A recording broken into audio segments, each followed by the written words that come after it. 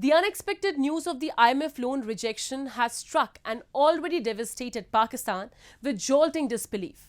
With Pakistan now losing $6 billion from its future plans, a monumental fiscal tragedy has hit the Shehbaz Sharif government, which was already grappling with a multi-faceted crisis of record inflation, monetary imbalances and low Forex reserves. The loan rejections also come in the run-up to the general elections, further complicating the already chaotic political landscape.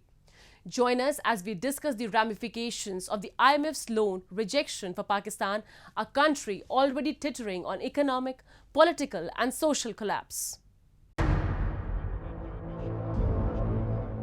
Pakistan announced one of its most anticipated budgets earlier this month. The budget was the final opportunity for the Prime Minister Shehbaz Sharif-led government to appeal to the public before the country goes to the polls later this year. It was also imperative for the government to incorporate measures aimed at bringing the ailing economy back on track. The IMF conditions were to be met. Structural reforms were expected. However, the budget presented a stark contrast. Neither did it satisfy the common Pakistan man or woman, nor the global lender. Given the mood of the IMF and the international financial markets, I don't think anybody is ready to cut any slack for Pakistan right now. Unless, of course, some major geopolitical event takes place, like what has happened in the past, whether it was 9/11, before that the Soviet invasion of Afghanistan, something at a mega scale takes place where Pakistan once again becomes a player in the international system. Otherwise, it's a marginal country. It only has nuisance value because of its nuclear weapons. In what experts believe could have been a better target with tight spending measures, Pakistan has set a fiscal deficit target of 6.54%, slightly lower than the current deficit of 7%. In addition to this, Pakistan increased subsidies and gave an unexpected salary hike to government employees, leaving the IMF dissatisfied and the informal and private sector furious. Civil servants in Pakistan will get a 35% hike, and state pensions will be 17% higher. Pakistan is paying money to people that it doesn't even have. Pakistan entered into a deal in 2019, according to which the IMF was supposed to give $6.5 billion to Pakistan. Out of this, $1.1 billion is still undisbursed. This deal will expire at the end of June. Pakistan's crumbling situation is screaming for this tranche of the bailout.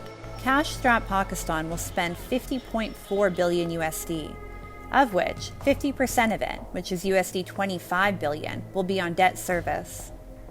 13% of which, $6 billion, has been allocated to defense. Pakistan is facing a balance of payment crisis. Its currency has plunged into a downward spiral. The dollar reserves are dwindling. There's an energy crisis, and inflation is skyrocketing.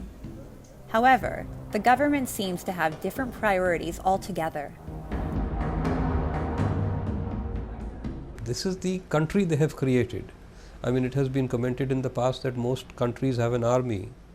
In Pakistan, an army has a country. So, as long as the equation of power doesn't change, the flow of funding will also not change.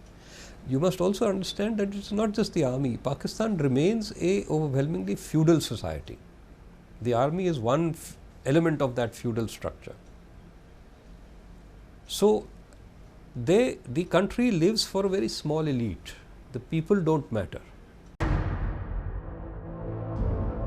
The country's economy, which was struggling for months, is now facing another major challenge as a protracted political war between the government and Imran Khan, which has already taken a massive socio-economic and political toll on the country, is not seemingly ceasing anytime soon. The tragic comedy storyline of Pakistan is also featuring upcoming elections. The more pressing question here is, can Pakistan even bear the burden of holding elections? Critics say the country has no choice but to proceed with the scheduled elections. Abandoning this plan will do nothing to disavow the notion that civilian authorities are operating under the influence of the army. The IMF has criticized the budgeting of the bankrupt economy as insufficient to accomplish the goals of its bailout program. This signals that the IMF may not give the last tranche to Pakistan. The current government seems to be targeting in the dark. With Pakistan's existing problems and the complex political economy, the produced budget is a meaningless document.